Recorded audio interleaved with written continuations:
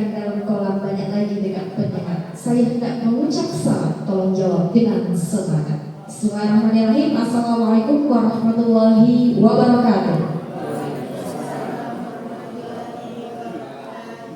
Alhamdulillahirrahmanirrahim. Allahumma sholli ala sayyidina Muhammad wa ala ali sayyidina Muhammad. Kita bersyukur kepada Allah Subhanahu wa taala, Tuhan yang Maha Esa. Kita dapat berkumpul di hari Jumat tanggal 16 Agustus tahun 2024 dalam kegiatan kelompok belajar, dan dalam hal ini diisi oleh Bapak Rafli Mustaqim, kegiatan disiplin positif dengan tema ubah cara pandang. Berikutnya, mari kita bersalawat kepada baginda Rasulullah SAW dengan senantiasa mengucapkan Allahumma sholli ala sayyidina Muhammad wa ala ali sayyidina Muhammad. Baik Bapak Ibu, sebelum kita mendengarkan pemaparan materi dari Bapak Rafli selaku narasumber pada siang hari ini, kita dengarkan terlebih dahulu sambutan dari Kepala SMA Negeri 7 Tanjung Pinang kepada Bapak Muhammad Thohir Karjono MPD. Kami silakan. Terima kasih Bu Erni. Terima kasih Bu Erni. Assalamualaikum warahmatullahi wabarakatuh. Salam sejahtera buat kita semua. Ini hari ini yang hadir berapa orang Pak?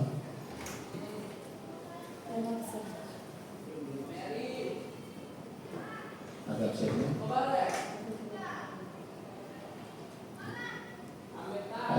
Alhamdulillah, bersyukur kita pada Allah SWT. Hari ini kita masih diberi kesempatan kesehatan untuk selalu mengikuti komite pembelajaran yang kali ini akan diisi oleh Pak Rafli.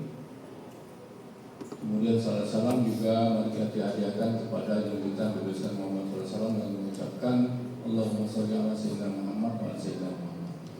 Yang saya hormati Ketua Kombel Seman Juara Bu Eva dan Bapak Ibu anggota Kombel Seman Juara.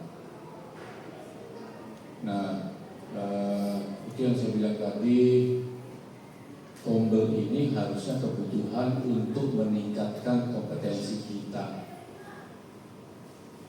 Dan itu jadwal kita kapan saja BFO atau Kombel? Per 2 minggu.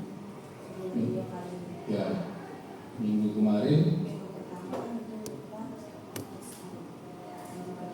Ini minggu kedua. Jadi minggu kedua memang jadwalnya Kombel ya. Jadi minggu kedua ini memang jadwalnya Kombel. Dan harusnya Kombel memang menjadi kebutuhan kita untuk meningkatkan kompetensi kita. Karena permen 5622 kemudian yang diperbaiki dengan 23 tupoksi guru. Tupoksi guru itu ada 5. Yang pertama merencanakan pembelajaran, yang kedua melaksanakan pembelajaran, yang ketiga mengevaluasi, yang keempat melatih dan membina, yang kelima tugas tambahan lain yang terkait dengan tupoksi. Meskipun di PNM itu saya nggak tahu, tapi kalau dari permen itu ya yang jelas saya berkaitan dengan permen. Maka tupoksi guru itu ada 5. Jadi yang keempat itu ada membina dan melatih, yang kelima ada tugas tambahan lain yang terkait dengan tupoksi. Itu bunyi permen. Selama itu dalam jam kerja. Jadi meningkatkan kompetensi itu juga bagian. Gitu. Makanya Bapak Ibu kalau di SMA 7 memang harus ada di Kombel karena ini juga jam kerja. Ya, ini juga masih jam kerja. Kita jam kerja pegawai.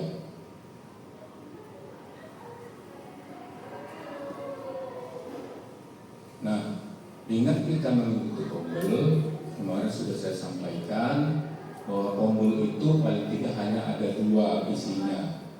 Yang pertama peningkatan kompetensi gurunya, yang kedua peningkatan pembelajaran bagi siswa.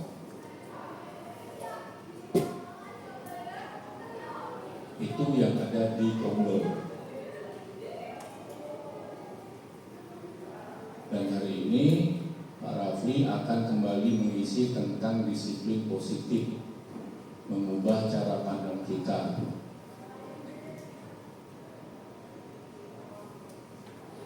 Nanti akan dijelaskan Pak Rafli cara pandang tentang apa gitu. Nah, dan mudah-mudahan dengan berbagi praktik baik seperti ini bisa menularkan kepada kawan-kawan, dan tentu saja tanggung jawab terutama di Pak Rafli sendiri duluan gitu, sehingga mengubah cara pandang menjadi disiplin positif dan jalan. Apalagi Bapak Ibu, tahun ini kelas 10 kita sudah full day, Pak. 36 di kemarin. Ya. Tahun ini kita 7 rombel, dan ingat anak didik kita tahun ini terdiri dari bermacam-macam background dan sebagainya, sehingga apapun yang Bapak Ibu berikan dalam pembelajaran itu langsung tersebar kemana-mana. Yang dapat pengaduan itu saya, ya, yang dapat telepon itu saya. Jadi dengan bertambah heterogennya siswa kita yang tahun ini, mulai tahun ini, itu kita bersama mari kita tingkatkan bagaimana strategi mengajar kita yang seninya itu bagaimana tujuan pembelajaran yang tercapai, tapi siswa juga menyenangkan. Contoh kelas 11 ya, kemarin sudah ada warning siswa yang sedikit menyesal memilih mapel tertentu gitu. Kenapa? Nah, ini mungkin bisa karena mapelnya berat, bisa karena gurunya, bisa karena strateginya. Artinya, kalau saya nanti tahun ke depan misalnya kurikulum ini berjalan dan itu betul-betul dibebaskan memilihnya guru seperti kuliah, maka Bapak Ibu akan langsung bertanggung jawab dengan jumlah peserta yang mengikuti mapel kita. Mapel pilihan itu sebenarnya idealnya seperti kita kuliah. Kita yang menawarkan jam itu siapa gurunya. Tapi tahun ini kita karena tahun pertama kita baru mencoba mapelnya, tidak langsung dituliskan misalnya matematika 1 Pak Supri, tidak. Matematika 2 Pak Urai, matematika 3 Bu Amanah, tidak seperti itu. Tapi siswa hanya memilih mapelnya. Nah, mudah-mudahan kita semua berusaha meningkatkan kompetensi kita dengan kegiatan pembelajaran, baik itu kompetensi personal maupun kompetensi sosial, sehingga pendekatan yang kita berikan kepada siswa benar-benar memberikan inspirasi kepada siswa-siswi kita.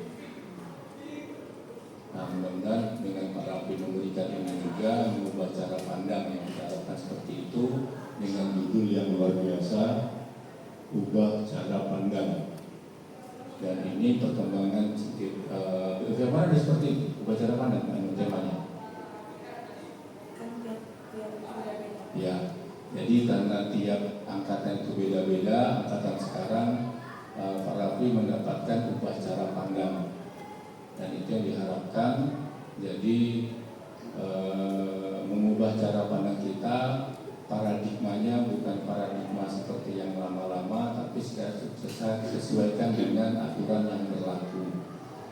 Sehingga apapun yang kita kerjakan dasarnya adalah aturan yang berlaku, sehingga kita tidak pusing-pusing lagi memikirkan merekayasa dan sebagainya. Dan kalau Bu Eva tadi bilang misalnya kelas 12 itu menggunakan karya tulis ya, karya tulis, maka kita mencoba dengan sistem ini. Jadi kelas 12 kita tamat dari SMA 7 benar-benar diharapkan mampu kalaupun jadi mahasiswa benar-benar bisa mandiri, yang siap. Kalau mahasiswa nggak bisa tulis itu susah juga, harus belajar menulis apapun itu tuntutannya. Nah, jadi hal-hal seperti itu kita sesuaikan dengan perkembangan zaman. Apa yang diminta kita ikutin saja. Mudah-mudahan sekali lagi kita semua ada manfaatnya dalam mengikuti Kombel. Terima kasih Pak Rafli sudah menjadi narasumber pada kali ini, dan dari pengurus Kombelnya, mudah-mudahan Kombel ini terus jalan, dan siapapun kalau perlu pakai jadwal ya Pak. Ini agak Pak Rafli dari Kombel yang Geografi. Social Squad. Sosial sekolah. Ya, 2 minggu lagi jadwalnya siapa Bu Eva?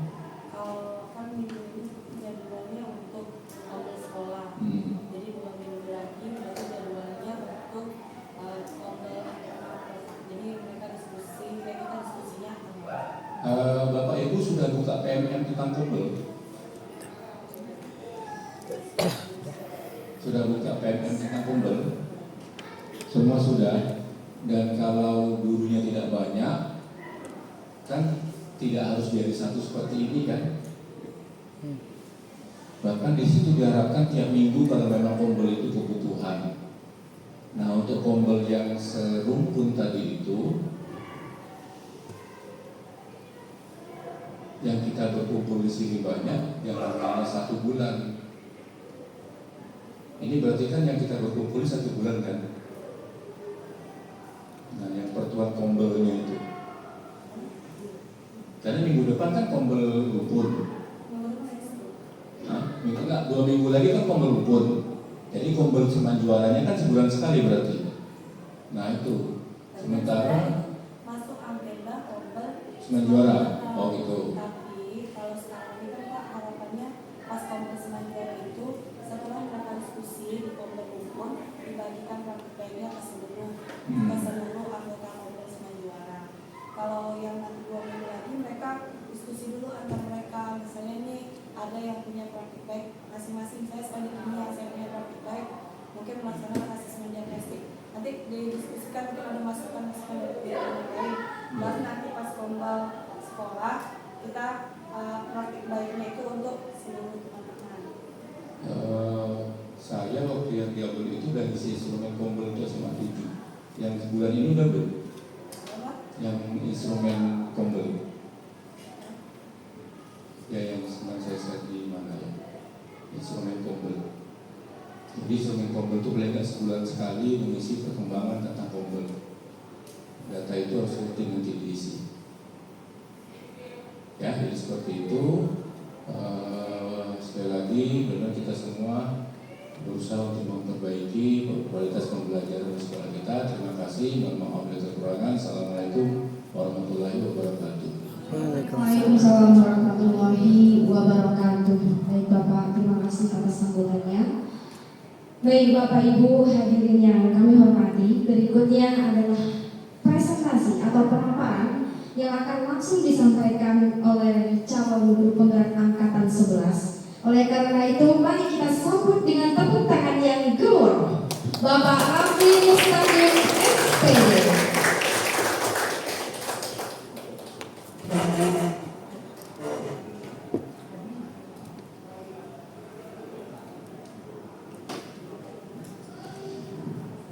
Bismillahirrahmanirrahim. Assalamualaikum warahmatullahi wabarakatuh.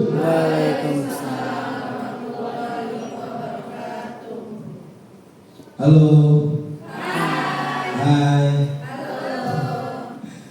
Pertama-tama marilah kita panjatkan puji syukur kita kepada Allah Subhanahu wa taala, Tuhan yang Maha Esa, karena telah melimpahkan rahmat serta taufiknya kepada kita semua sehingga kita hari ini dapat berkumpul bersama-sama di tempat ini di sekolah kita tercinta SMA Negeri 7 Tanjung Pinang. Tak lupa salawat beri salam kita hadiahkan kepada junjungan Nabi besar Muhammad SAW dengan ucapan Allahumma sholli ala sayyidina Muhammad wa ala ali sayyidina Muhammad. Berharap kita semua kelak nantinya mendapatkan syafaat di yaumil akhir. Amin amin ya rabbal alamin. Yang terhormat Bapak Kepala SMA Negeri 7 Tanjung Pinang, Bapak Muhammad Thohir Karjono MPD. Yang kami hormati Bapak Ibu Wakil Kepala Sekolah, Bapak Ibu Majelis Guru, Bapak Ibu staf tata usaha, serta teman-teman mahasiswa yang hadir pada kali ini. Di sini izinkan saya untuk dalam agenda aksi nyata calon guru penggerak, pendidikan guru penggerak dengan tema yaitu disiplin positif, ubah cara pandang. Baik Bapak Ibu, sebelum kita mulai, saya ingin sekali melatih kefokusan Bapak Ibu ini. Jangan siang ini sudah lapar ya, sudah ingin pulang gitu ya. Mohon maaf nih. Oke, biar kita lebih semangat. Sekarang coba Bapak Ibu kan ada di meja nih kan. Kalau saya bilang konsentrasi, jawabannya adalah konsentrasi dimulai. Oke? Ya, coba kita ulang dulu. Konsentrasi. Konsentrasi dimulai. Oke, nggak seru nih kalau kita nggak ada suara gendang-gendang. Jadi nanti kalau saya bilang konsentrasi, tepuk tangan terlebih dulu, terus sennya ini. Sennya gini, trinya gini, oke? Bisa? Coba kita tes ya. Konsentrasi.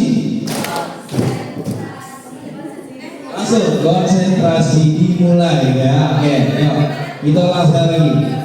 Konsentrasi. Nah, konsentrasi dimulai ya. Oke. Oke, yuk kita ulang sekali lagi. Konsentrasi. Konsentrasi dimulai. Oke, teman-teman. Kita tes dulu, udah beneran konsen atau belum nih, ya kan? Nah, coba Bapak Ibu ikutin ucapan saya ya. Oke, coba. Ayam-ayam. Ayam-ayam. Bebek-bebek. Bebek ayam. Ayam bebek. Ada berapa ayam? Ada berapa ayam? Loh, ada yang mikir ada berapa ayam? Padahal cuma disuruh untuk ngucapin ulang ya. Oke. Coba ayah perhatikan ya Bapak Ibu, coba perhatikan. Tangannya semua gini, tangannya, jarinya. Oke. Sip, ikutin apa kata saya ya. Ini putar hidung. Oke, hidung mana hidung? Oke, sip. Kita saja ya Bapak Ibu ya sedikit ya karena waktu kita singkat. Izinkan saya di sini terkait dengan presentasi hari ini yaitu disiplin positif ubah cara pandang. Nah, karena kita orang Melayu tak afdol kalau kita tidak mengucapkan pantun ya di sini. Main sepeda ke tengah kota, berseragam pakaian dan sepatu. Izinkan saya membuka kata Assalamualaikum warahmatullahi wabarakatuh. Tadi udah ya. Oke, sekali lagi nih, pergi ke pantai menangkap ikan. Ikan disantap dengan terasi. Budaya positif kita terapkan, restitusi jadikan solusi. Dan ini outline kita Bapak Ibu hari ini. Nah, tadi udah ice breaking. Nah, ini dia. Mengenal disiplin positif. Sebenarnya disiplin positif itu apa sih? Lalu prinsip utama dalam disiplin positif itu apa? Ya. Nah, kalau Bapak Ibu ditanya disiplin positif itu apa sebenarnya? Nah, benar kata Bu Ini tadi, sebuah pendekatan ya untuk membuat siswa atau guru siswa menjadi lebih baik lagi. Nah, di sini ada keterangannya. Disiplin positif adalah pendekatan yang mengutamakan pengembangan karakter dan hubungan positif antar guru dan siswa tanpa menggunakan hukuman fisik atau verbal. Nah ini, ya ini yang tadi seperti temanya, bagaimana kita mengubah cara pandang kita dalam melihat ketika siswa melakukan sebuah kesalahan, ya seperti itu. Lalu nilai-nilai apa yang ingin ditanamkan pada disiplin positif, yaitu ada namanya nilai kebajikan secara universal. Pertama ada keadilan, ya, artinya peserta didik yang melakukan sebuah kesalahan itu bukan berarti dia adalah manusia yang berhak kita justifikasi salah selamanya, atau dia seorang yang gagal, maka dia perlu dapat keadilan untuk kita dengarkan apa sih sebenarnya yang terjadi. Lalu empati, integritas dan rasa hormat, seperti itu, ya. Lalu ini seperti ini Bapak Ibu contoh kasusnya. Seorang siswa bernama Andi sering terlambat masuk ke kelas. Alih-alih memberikan hukuman, guru menjelaskan kepada Andi dampak keterlambatannya terhadap dirinya dan teman-temannya. Nah, guru juga berdiskusi dengan Andi untuk mencari solusi bersama, seperti membuat jadwal pagi yang lebih baik. Nah, inilah yang dimaksud oleh pendekatan restitusi tadi Bapak Ibu. Sebuah disiplin positif. Nah, kadang kan kita kan, saya terutama sendiri masih banyak referensinya Bapak Ibu. Ya, bukan berarti saya sekarang ngomong ini sudah sempurna, itu saya juga sedang belajar. Ya, artinya ketika ada seorang siswa yang tidak buat tugas saja, kadang-kadang kita udah kasih waktu yang banyak, kita emosi langsung kan. Nah, padahal kita lupa bertanya gitu, kenapa tidak membuat tugasnya, apa kendalanya di rumah, ngapain aja, gimana support dari orang tua, seperti itu. Jadi ada banyak pertanyaan yang harusnya kita tanyakan sebelum kita menjustifikasi seorang anak. Nah, gitu. Nah, ini dia. Ada kebutuhan dasar manusia yang ada 5. Yang pertama bertahan hidup, ya. Yang kedua cinta dan kasih sayang. Yang ketiga pengakuan atas kemampuan. Lalu kebebasan memilih dan butuh kesenangan. Nah, ini yang kita butuhkan. Kita tanpa sadar, pertama kita nih harus bertahan hidup dengan kondisi apapun. Nah, kita sebagai guru bagaimana kita melewati proses perubahan kurikulum. Nah, itu Bapak Ibu yang sudah senior yang luar biasa lah, yang sudah mengalami itu. Sedangkan kitanya masih muda ini kadang-kadang, ya kan, terjadi perubahan sedikit, kita banyak ngeluhnya. Nah, gitu. Lalu bagaimana kita butuh rasa cinta dan kasih sayang. Ini mungkin Bapak Ibu yang sudah memiliki pasangan sudah punya itu, ya kan. Kalau saya belum resmi, ya. Ya, ini bukan promo ya Bapak Ibu. Lalu ada pengakuan atas kemampuan. Bagaimana ketika kita senang kemampuan kita itu diakui oleh orang lain, terutama oleh ayah dan ibu kita, mungkin oleh pasangan kita, oleh teman-teman dekat kita, ya. Lalu bagaimana kita senang ketika kita diberikan pilihan untuk memilih. Kita maunya jadi apa? Ya, kita kan senang tuh untuk memilih yang ini atau yang itu, ya. Nah, seperti itu, ya. Lalu butuh kesenangan. Bagaimana kita itu menghadapi sehari-hari kita yang penuh dengan keributan, ya. Ternyata kita butuh mendapatkan kesenangan. Kita jalan-jalan, nongkrong, ngopi. Nah, kayak Bu Putri sekarang minumnya enak tuh kayaknya tuh. Itu senang Bu Putri kan? Oke. Lalu cara-cara mengamalkan budaya positif, ya. Bagaimana sih cara mengamalkan budaya positif? Pertama, membuat aturan yang jelas dan konsisten. Nah, ini tentu Bapak Ibu sudah mulai melakukannya dan saya rasa sudah maksimal, ya, di kelas. Seperti kita pada awal pembelajaran kita membuat yang namanya kesepakatan kelas, sehingga kesepakatan tadi menjadi keyakinan kelas. Nah, ini luar biasa, ya. Bagaimana menerapkan komunikasi yang positif, menerapkan konsekuensi yang konstruktif Artinya konsekuensi yang diterima oleh anak itu yang sepadan dengan apa yang dia langgar. Nah ini kadang-kadang kita sulitnya ya Bapak Ibu ya. Contoh misalkan ya ketika anak nggak buat tugas nih, lupa membuat tugas, proyeknya dikasih misalkan selama 1 bulan. Ternyata setelah diminta pada minggu ke-3 untuk di cross check ya proyeknya, ternyata ada satu kelompok yang belum siap sama sekali. Misalkan laporan penelitian ya ternyata baru sampai bab berapa. Nah itu kita bukan karena kita ini bukan main ya, kita emosinya langsung ya. Nah padahal kita sudah membuat satu kesepakatan kelas. Nah kita bertanya-tanya nih, kenapa anak tidak mengerjakannya, sehingga terkadang kita harus melihat nih ya, bertanya lebih dalam lagi apa kendalanya selama ini, kenapa dia tidak pernah bercerita dengan kita, sehingga nanti konsekuensinya itu lebih konstruktif sesuai dengan apa yang dia lakukan. Nah seperti itu. Lalu melibatkan siswa dalam pengambilan keputusan. Nah ini penting sekali nih.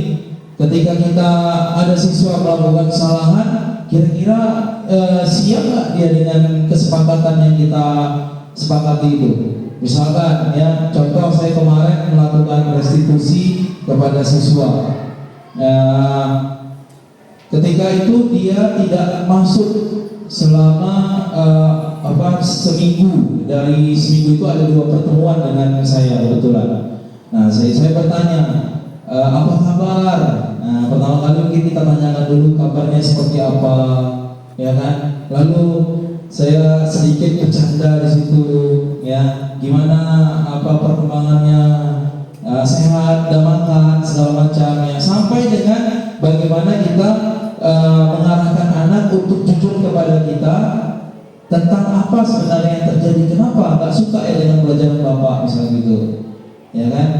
Atau bapak ada salah ya sama kamu seperti itu, sampai dengan nantinya ya kita menemukan ternyata anak itu masalahnya seperti ini, sehingga kita mencoba mengarahkan dia untuk ya menjadi gimana solusi yang menurut kamu nih yang sesuai.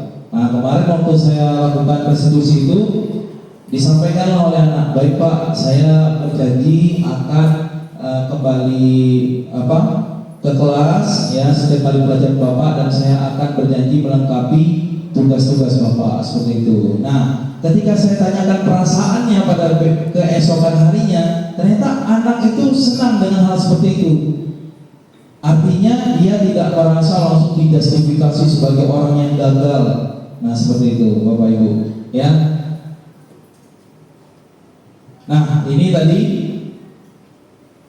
Lalu pentingnya perubahan cara pandang dalam pendidikan. Yang pertama, mengubah paradigma dari yang dulunya menghukum menjadi ke pembelajaran. Lalu yang kedua, mengedepankan pendekatan yang preventif. Ya, artinya kalau dapat anak itu dicegah ya sebelum dia melakukannya. Lalu memperkuat hubungan guru dengan siswa. Nah ini. Nah, bagaimana sih mengubah paradigma dari hukuman ke pembelajaran, beralih dari metode hukuman menuju pendekatan yang fokus pada pembelajaran dan mengembangkan karakter. Nah, di sini sebenarnya Bapak Ibu, kita membuat siswa itu bisa berpikir ya sehingga dia mengerti ya, misalkan kenapa terlambat itu merupakan kesalahan Pak, padahal saya di rumah saya itu biasa aja Pak tentang terlambat tuh. Ketika saya bangun pagi ya, orang tua saya bangunkan, orang tua saya tidak marah gitu, seperti itu. Artinya kan di rumah itu biasa aja bagi dia. Nah kita, tujuan kita bertanya tadi ya, membangun pertanyaan-pertanyaan yang konstruktif itu adalah untuk memberitahu kepada anak ternyata iya ya, dia dalam posisi yang salah dan tidak baik ketika kelakuannya itu dilanjutkan kembali. Nah seperti itu.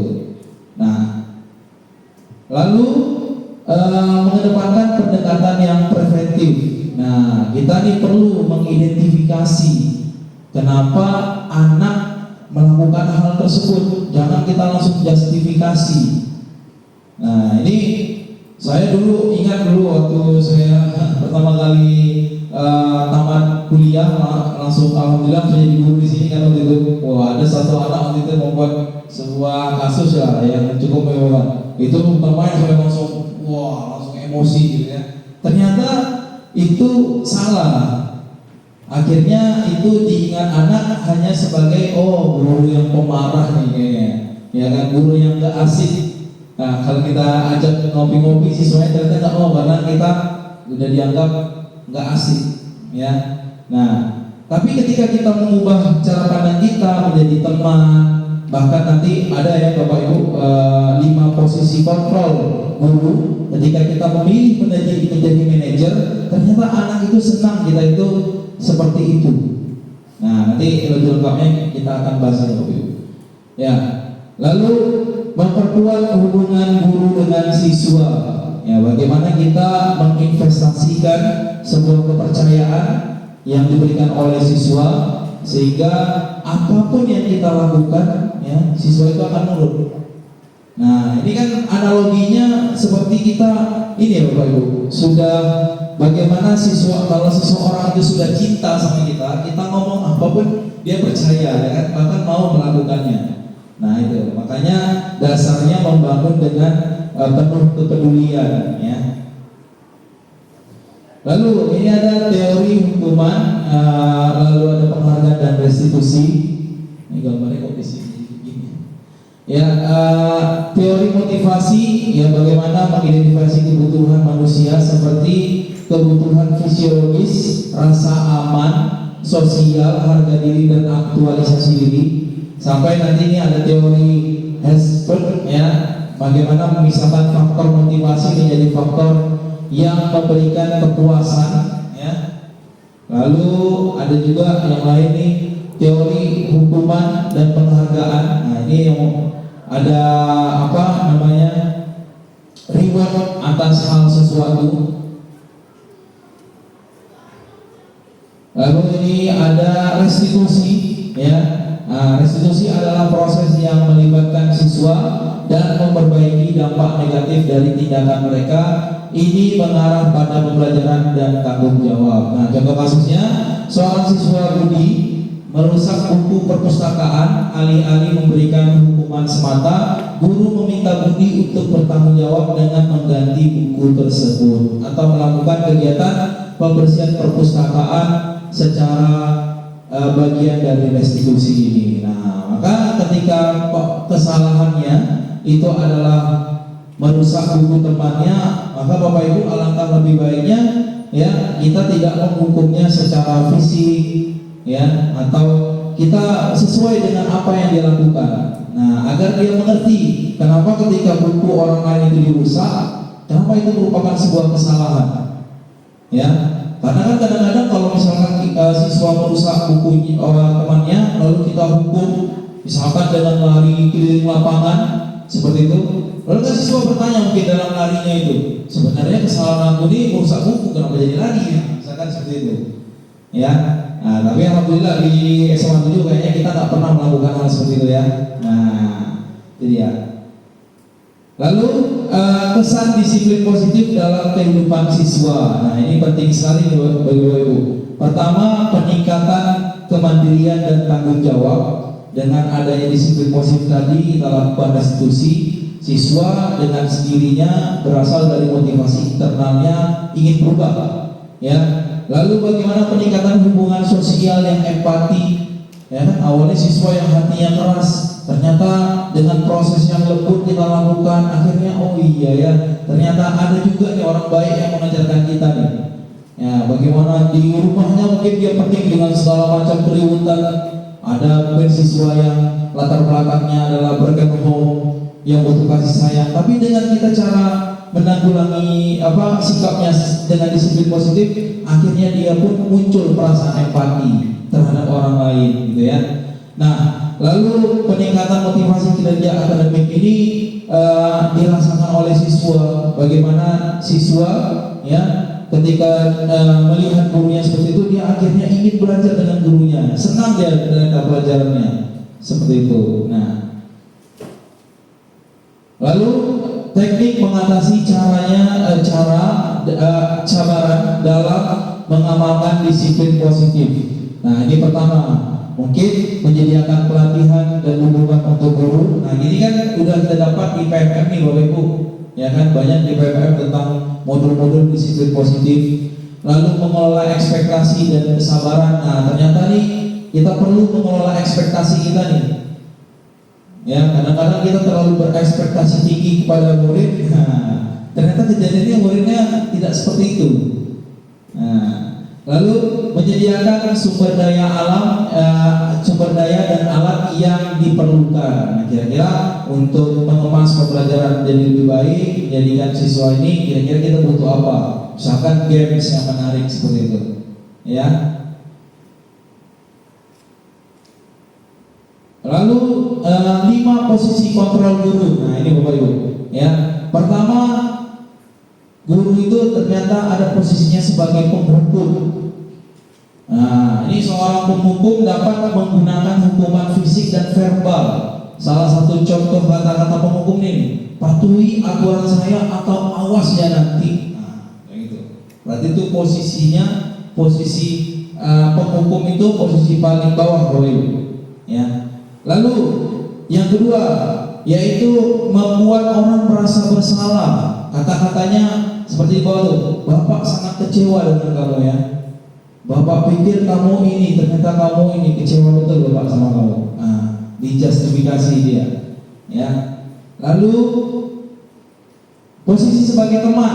Nah, kata-katanya, ayolah, ya, bantu kita, bantu ibu ya, bantu bapak ya, untuk tetap aktif di kelas. Nah, seperti itu. Nah, ini saya yakin kalau kita nih ibu-ibu, bapak ibu guru muda sering menggunakan ini. Pendekatannya pendekatan teman, ya kan? Nah, lalu monitor, pemantau. Nah, pas siswa ada kesalahan, kita langsung tanya, kakak tahu nggak peraturannya apa? Nah, itu dia. Nah, ini salah satu pertanyaannya. Nah, kok kakak melakukan itu, tahu kan peraturannya apa? Nah, sedangkan pada posisi yang paling tinggi yang disarankan adalah menjadi seperti manajer, ya, yaitu merupakan posisi mentor di mana guru berbuat bersama dengan murid, mengajak siswa mempertanggungjawabkan perilakunya, mendukung siswa menemukan solusi atas permasalahan sendiri. Salah satu contoh kata-katanya adalah apa yang kita yakini ya, ya, apa yang kamu yakini. Iya, kamu melakukan ini sebenarnya kamu tuh tujuannya apa? Nah, sampai dengan kita mengarahkan bahwasanya siswa itu mengakui, oh iya ya, ternyata ini kurang baik bagi kita. Nah, seperti itu. Oke, ini memperkasai bagaimana pembangunan disiplin positif. Pertama, kita mengintegrasikan disiplin positif ke dalam kurikulum sekolah, ya. Tentunya sudah sekarang, apalagi Bu Eva, Bu Ina itu adalah angkatan guru penggerak sebelumnya. Lalu menciptakan komunitas belajar yang mendukung dan mengevaluasikan serta menyesuaikan pendekatan, ya.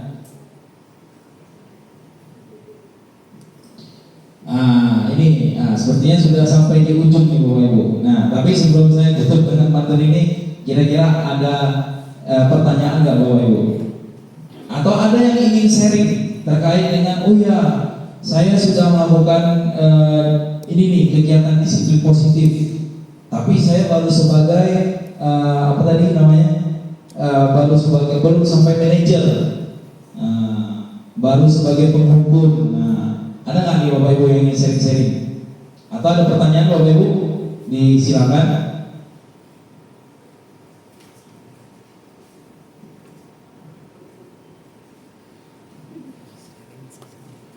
Atau ya, oke, kalau gitu gini aja Bapak Ibu. Ini saya ada sticky note nih, sticky note. Nah, saya akan bagi ke Bapak Ibu.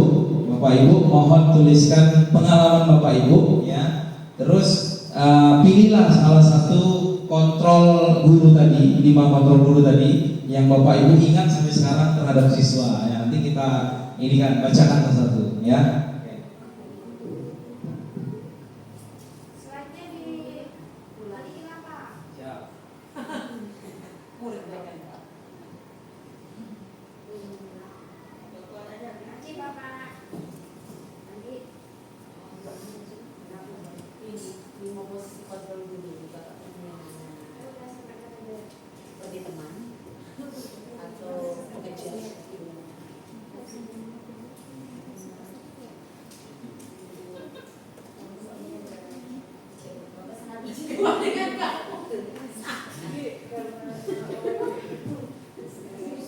biasa ada tuh yang apa siswa jadi terkesan dengan kata-kata kita ya.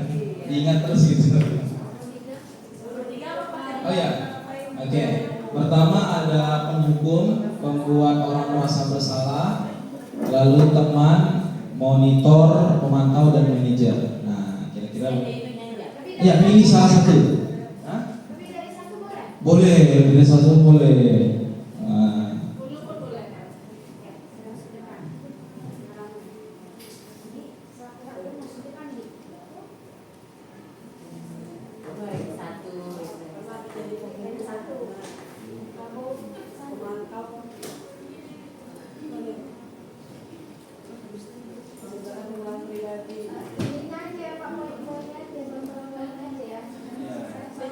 Nanti cerita sendiri ya. Panjang novel dan DWR-nya. Disempel simpan.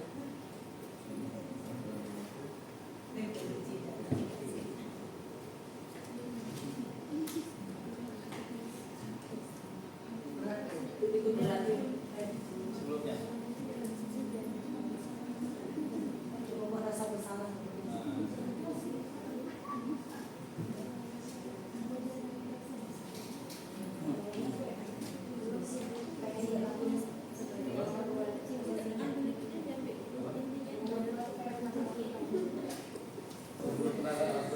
Dari katakan sedikit. Kita mulai dari situ. Kita mulai dari situ.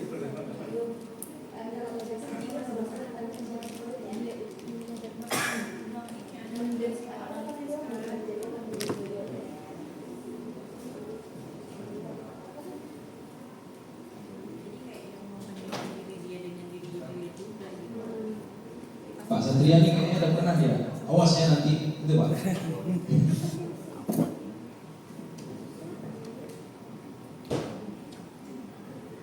Atau Bu Ayu nih, tak ada pula Bu Ayu ya.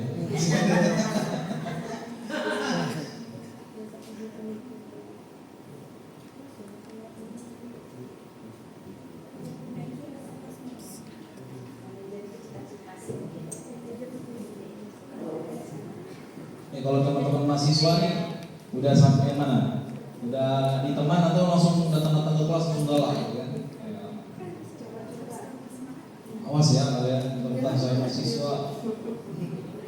Nanti kalian akan jadi mahasiswa juga.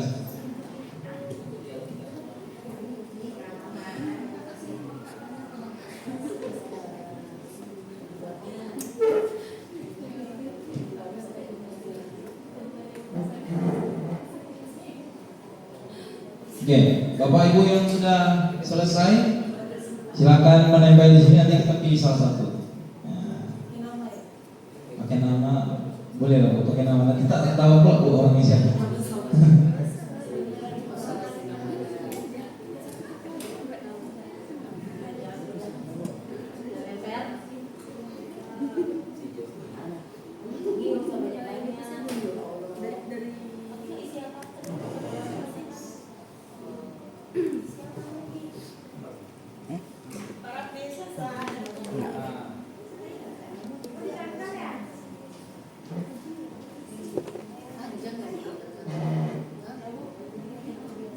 Tahu nih, Ibu Tri kalau bacanya gimana?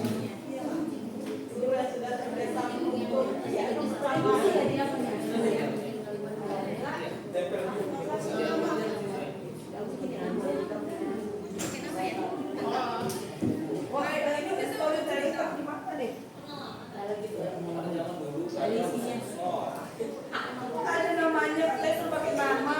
Pakai nama. Ini mana nih? Ada namanya Bu ini. Bu Yayu yang telepon apa? Sebentar saya semua kameramen aja. Pakai inisial dia.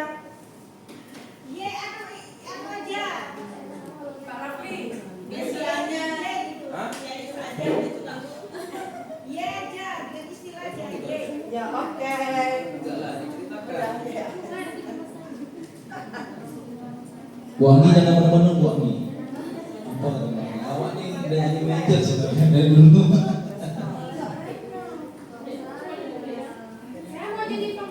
Pak Wedi jadi apa Pak? Jadi apa Pak Wedi?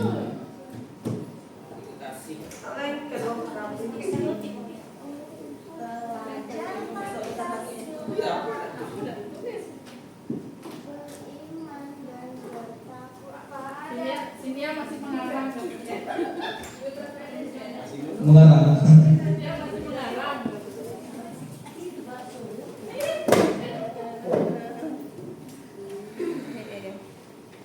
Masya Allah. Bisa lagi. Letak aja. Nah, ini Bu Bibi. Garam. Mas Satria curhat Wak. Belum lagi. Jangan curhat, Satria satu aja, Satria cukup. Makanannya nanti dalam Kak. Oh, cita-citaku menjadi orang kaya.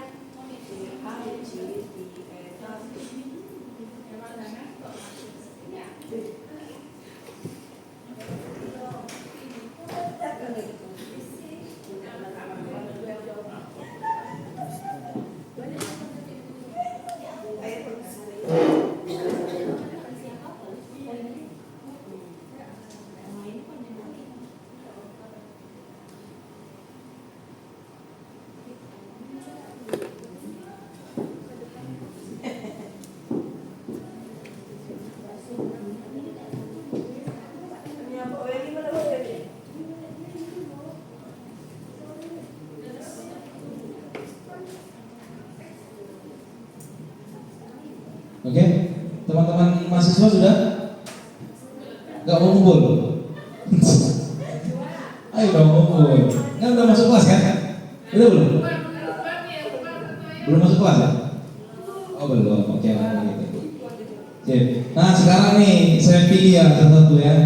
Nah nanti tolong bapak ibu yang namanya yang saya bacakan tolong maju ke depan ya.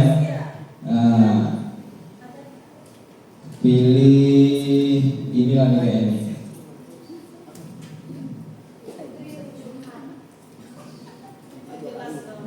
Coba kamu introspeksi diri dulu ya nak. Apa yang kamu lakukan ini salah? Apa yang kamu lakukan ini salah atau tidak? Yes. Siapa nih yes? Bu sini bu, ayo bu sini bu.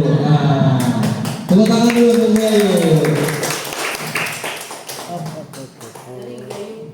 Nah itu bu. Sini bu ya.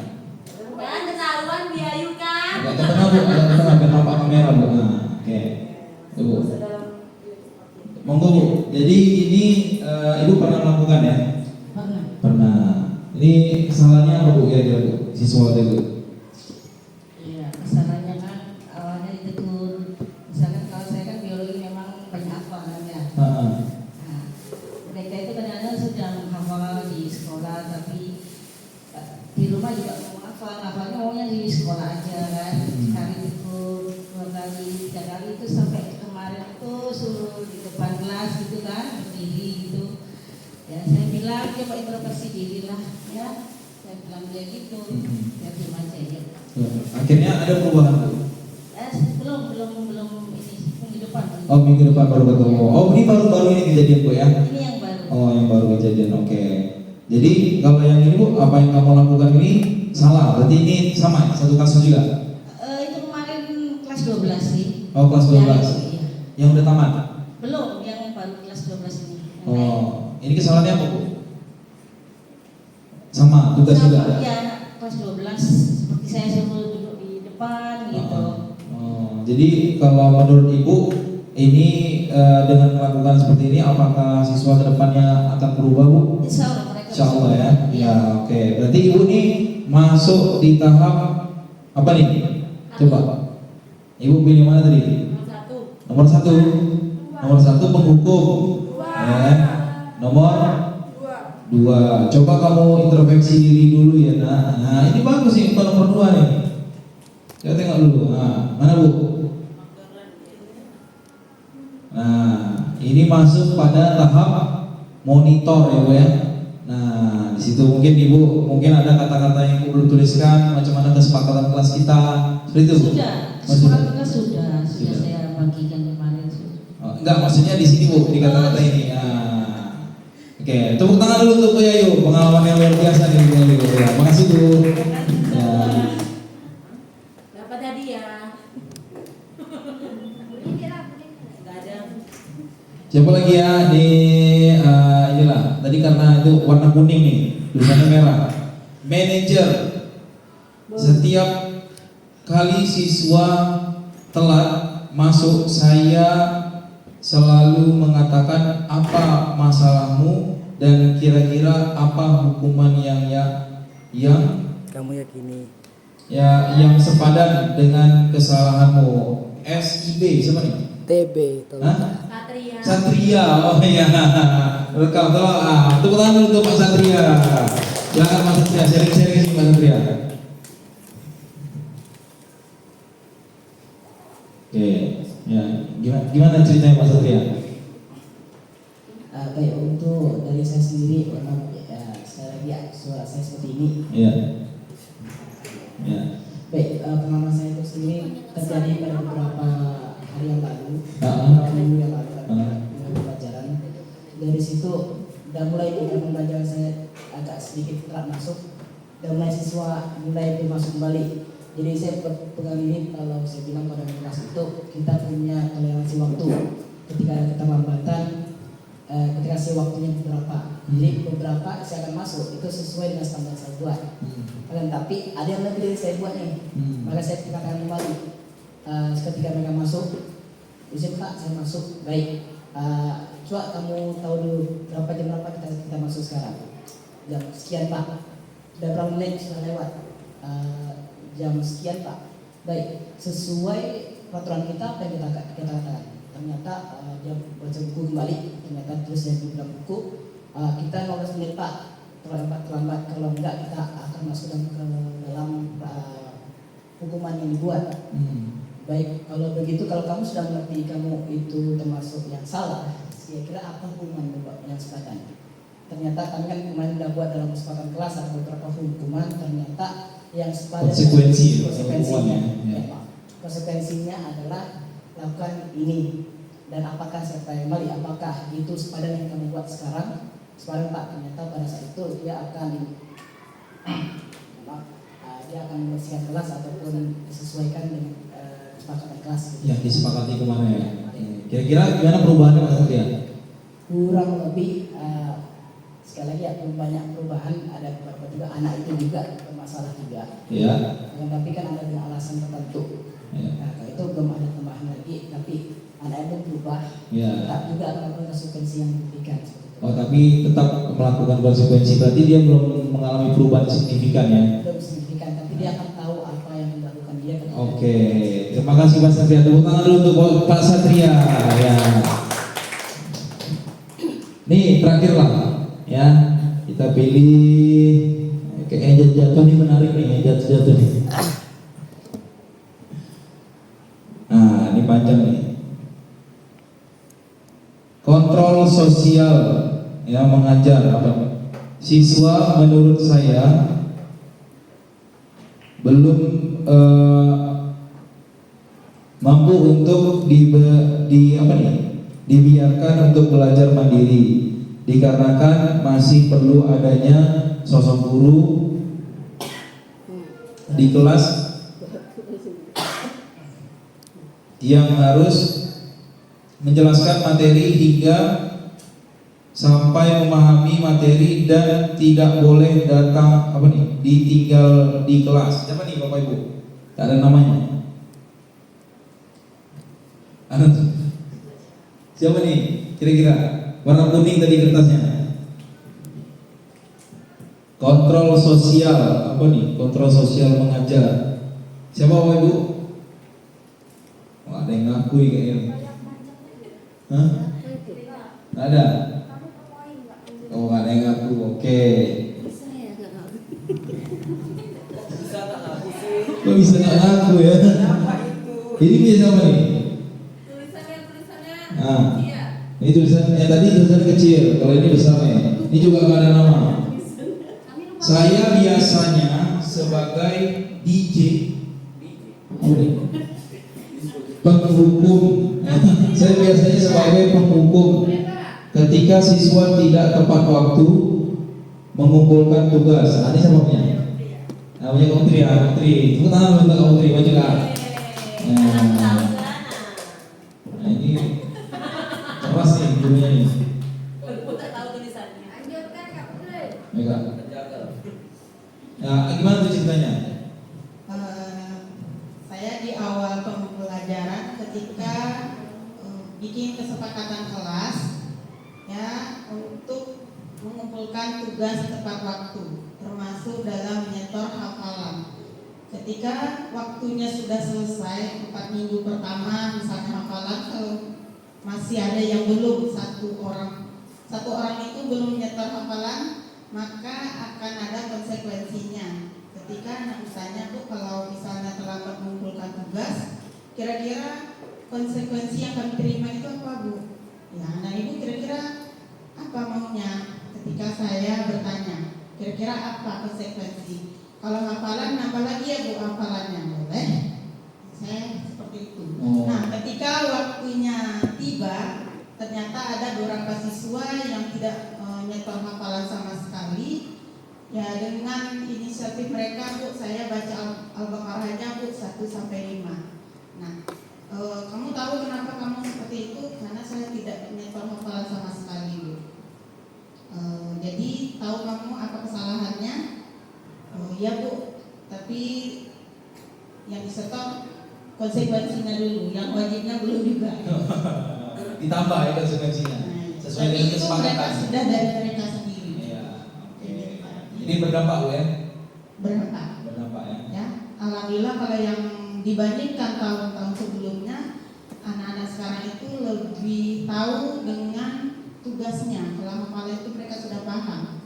Jadi saya tak perlu lagi, saya cuma menunggu mereka langsung nyetor. Kalau tahun-tahun sebelumnya saya panggil-panggil dulu, baru mereka nyetor.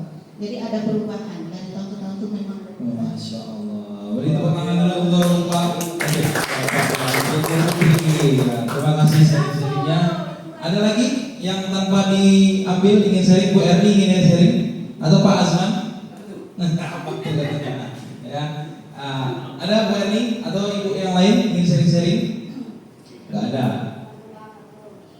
Bang Fatur, Pak Fatur ada apa Pak?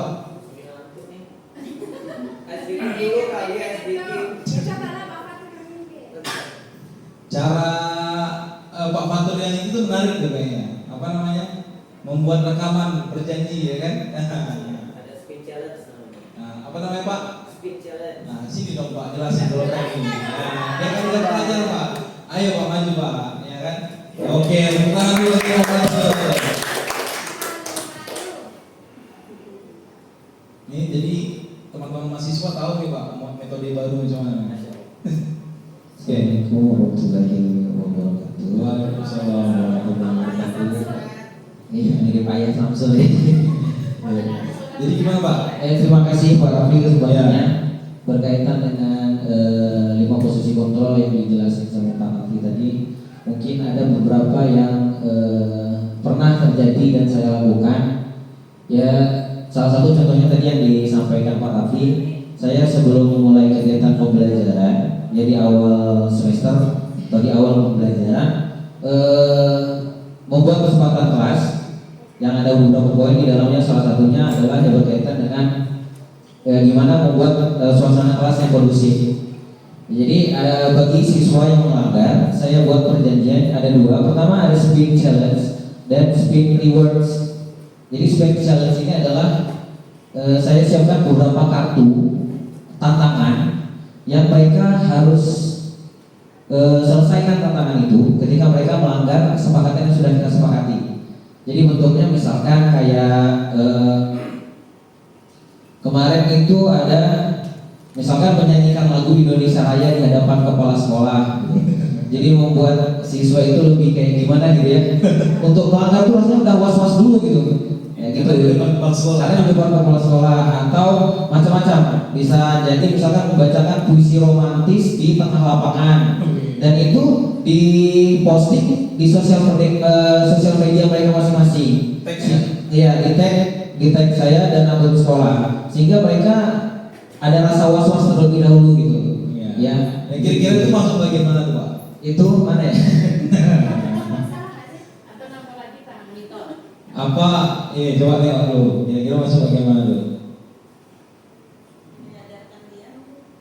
Menyadarkan. Iya, dan beberapa hukuman itu konsekuensi yang diberikan itu apa istilahnya dari siswa langsung. Sudah disepakati. Sudah disepakati bersama juga. Nah, jadi saya tampilkan, munculkan apa saja yang harus mereka, tantangan yang harus mereka kerjakan dan sudah disetujui. Sama siswa yang siap. Jadi gitu. Terima kasih. Tangan dulu untuk Pak Fatur. Pantasan kalau semua ini kan? Pantasan ngajarnya berapa kelas Pak? Semua kelas kayak dia milih Pak Fatur. Oke, ya Bapak Ibu itu dia ya. Ada lagi yang ingin Bapak Ibu sampaikan? Nah, coba ya kalau gitu, kalau tidak ada yang disampaikan kita masuk di sesi akhir nih, refleksi. Nah, saya ingin sekali mendengarkan refleksi dari Bapak Ibu hari ini. Kira-kira dengan mengetahui banyak teori kontrol, tadi ada segitiga restitusi dan lain-lain, ya, itu kira-kira apa yang Bapak Ibu dapat pelajaran hari ini? Ayo dong. Ya, Bu Putri, Bu, saya ambilin dulu. Bu Putri ini aktif ya. Kalau mahasiswa dapat nilai A kayaknya. Dari yang kita pahami 5 posisi kontrol guru pada hari ini, bahwasanya memang penting kita sebagai guru untuk menerapkan 5 posisi kontrol ini, karena ini pasti akan berefek atau berdampak ke pola belajar siswa. Saya sendiri sudah mencoba dan saya merasakan untuk menerapkan 5 posisi kontrol ini, siswa dapat lebih disiplin, lebih teratur, dan lebih percaya diri ya.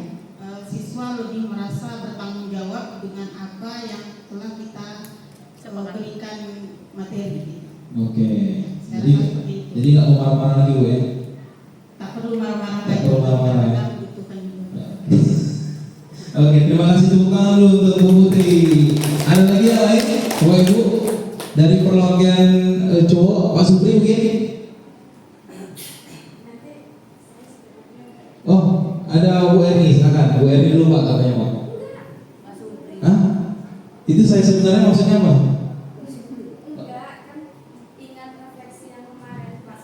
Kakak aja. Bu Eva ya. Silakan Bu. Maksudnya biar masuk frame Pak Nafti. Jangan lupa di subscribe. Baik, menurut saya untuk refleksi pertama kita ada 5 posisi kontrol guru. Jadi kalau menurut saya tidak melulu kita harus menjadi manajer, tidak melulu kita harus menjadi teman, tapi menurut saya kita bisa dalam kelima-lima posisi ini dalam waktu-waktu tertentu.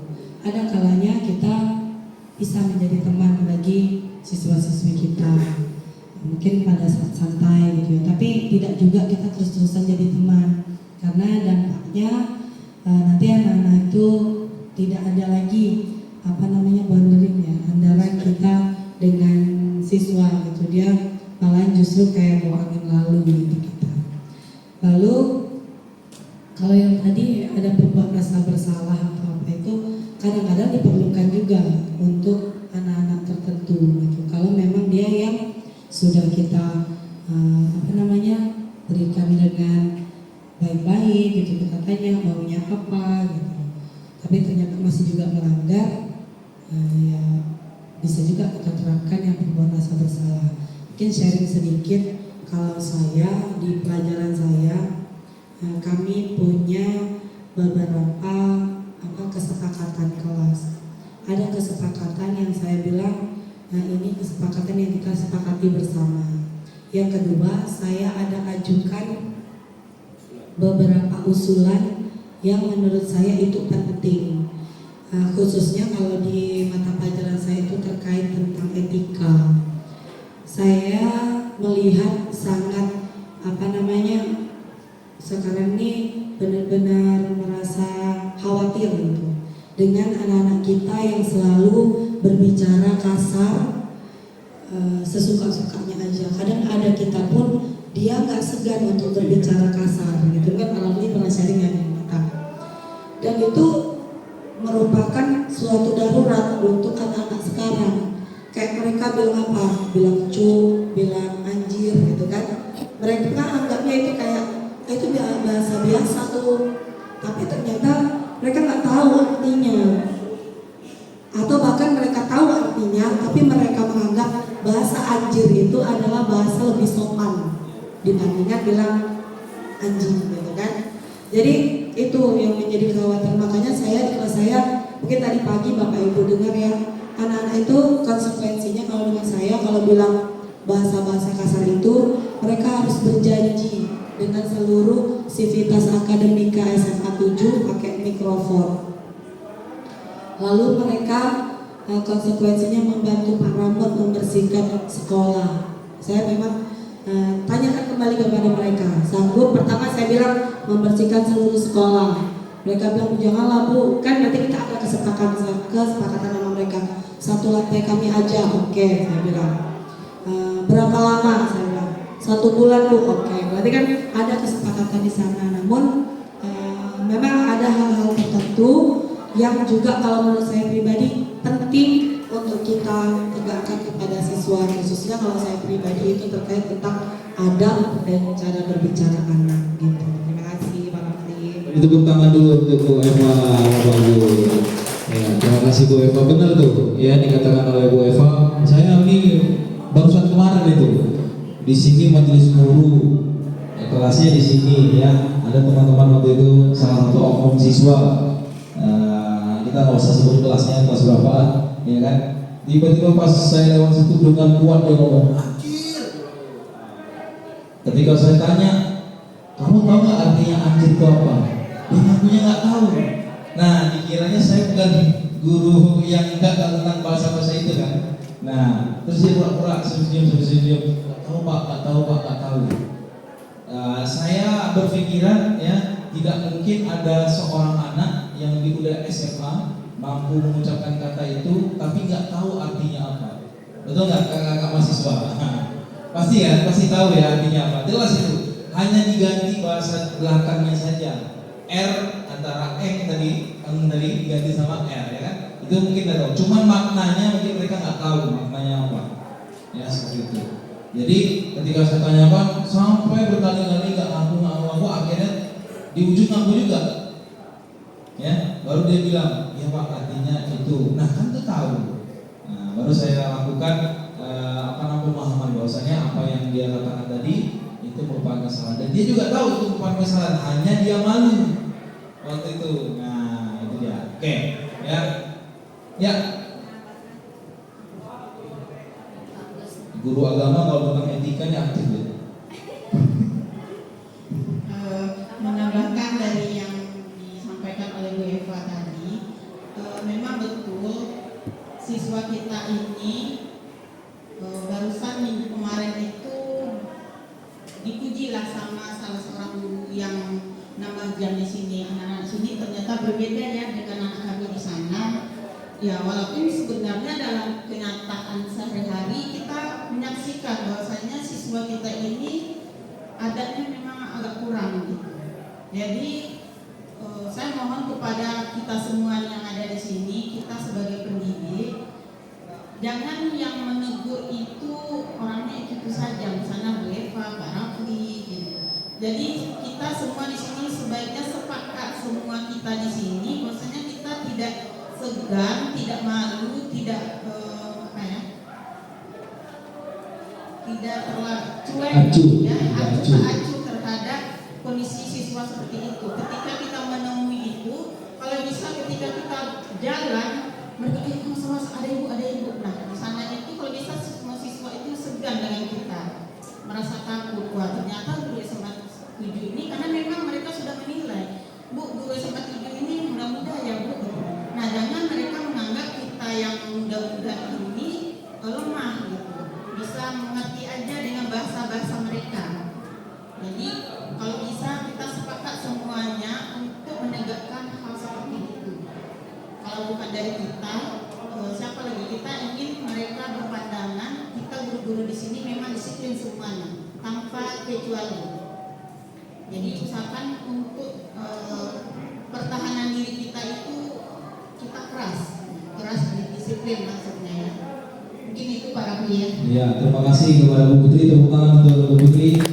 Dia mau bisa dipertimbangkan jadi wakil siswa the next. Oke, ya baik Bapak Ibu, itu terima kasih atas refleksinya dan dalam mengikuti kegiatan hari ini sampai dengan selesai.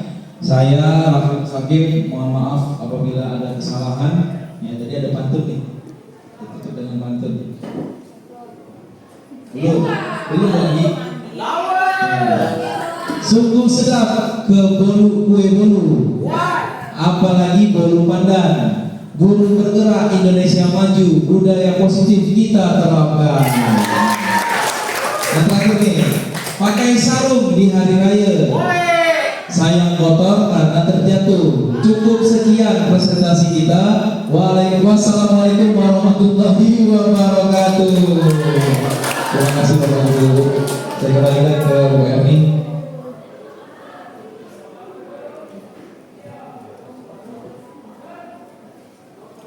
Baik, alhamdulillahirrahmanirrahim. Terima kasih Bapak Rafli Mustaqim. Kita doakan bersama semoga beliau menjadi calon guru penggerak tapi sudah menjadi guru penggerak. Amin. Dan kita doakan juga kepada Bapak Ibu yang belum mendaftar menjadi guru penggerak akan segera menyusul. Baik, tentunya apa ya? Tanjung Pinang Kota Bestari kaya dengan hasil alam. Saya Erni undur diri, ditutup dengan salam. Assalamualaikum warahmatullahi